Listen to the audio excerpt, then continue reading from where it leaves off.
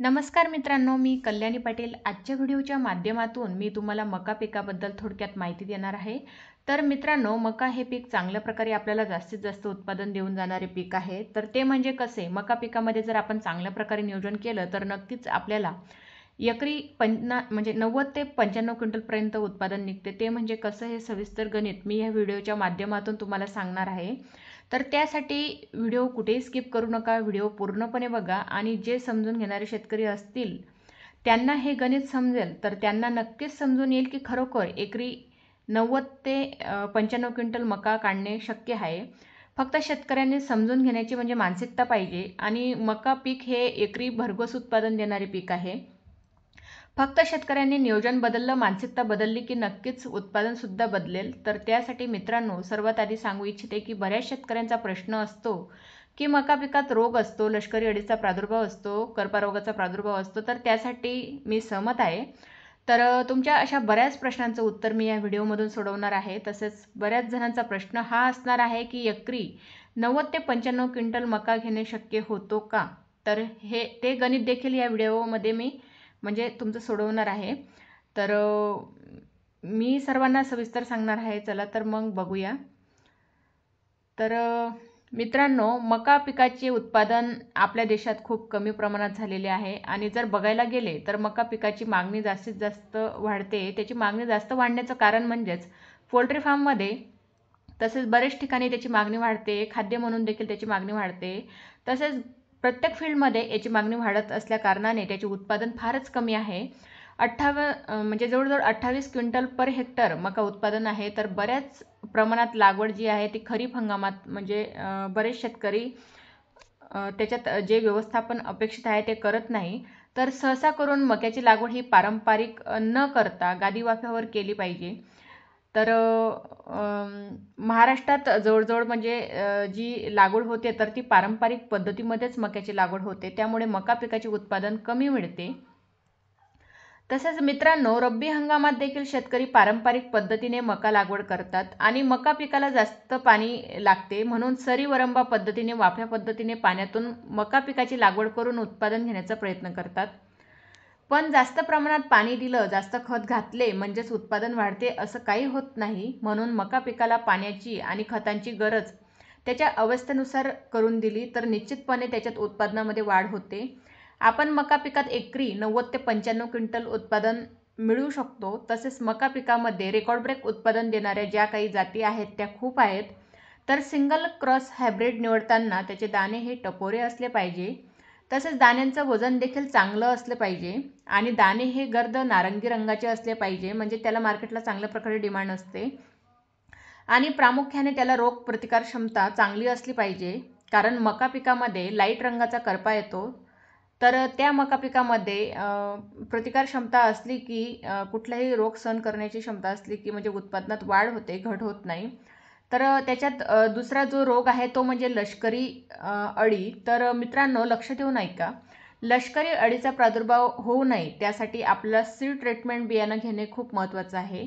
जेणेकरून म्हणजे लष्करी अळीचा प्रादुर्भाव हा वाढणार नाही. आणि मका पिकाच्या 1 फूट उंच अवस्थेपासूनच म्हणजेच लहान अवस्थेपासूनच त्याच्यावर रोगाचा प्रादुर्भाव दिसून येतो.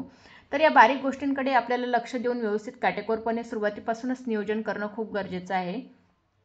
आणि लष्करी अळीचं महत्त्वाचं कारण म्हणजे पहिल्या स्टेपला कंट्रोल करणे खूप आवश्यक आहे. पहिल्या स्टेपला जर आपण तिला फवारणीद्वारे कंट्रोल केलं नाही तर मका पिकाचे उत्पादन वाढते. आणि जर तिला पहिल्या स्टेपलाच म्हणजे कंट्रोल नाही केलं तर ते तिसऱ्या स्टेपला गेली तर आपल्याला तो प्रादुर्भाव रोखणे म्हणजेच खूप मुश्किल होते. आणि मोठ्या प्रमाणात नुकसान देखील शेतकऱ्याचं होतं.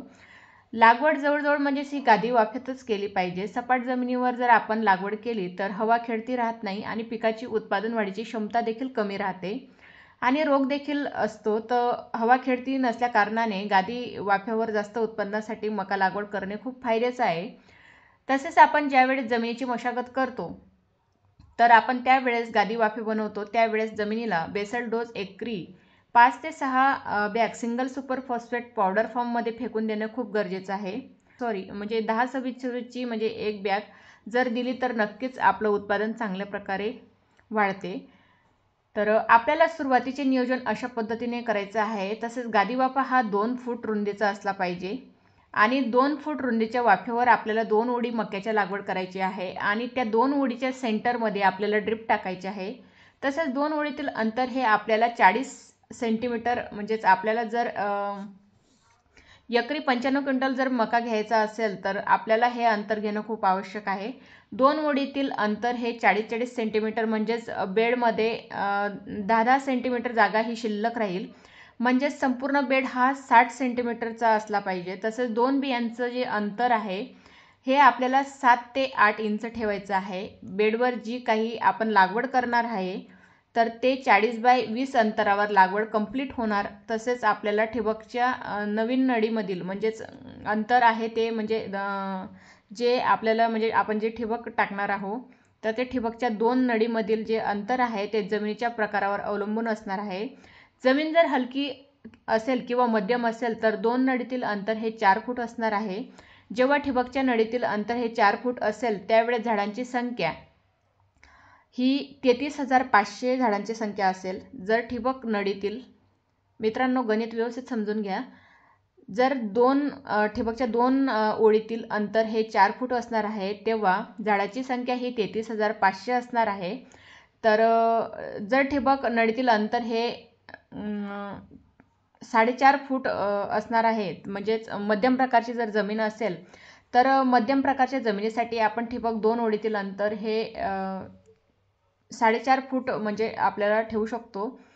तर 2 नळीतील अंतर हे 4.5 फूट जर असले तर मका पिकाची झाडाची संख्या 29,900 असणार आहे. आणि 5 फूट अंतरावर जर आपले ठिबक असेल, जमीन जर खूप भारी प्रमाणात असेल तर आपल्याला ठिबक नळीतील अंतर हे 5 फूट ठेवायचे आहे. तर 5 फूट ठेवल्यानंतर अशा वेळेस आपल्याला मका पिकाची झाडाची संख्या साधारण 27,000पर्यंत झाडाची संख्या त्याच्यात बसणार आहे.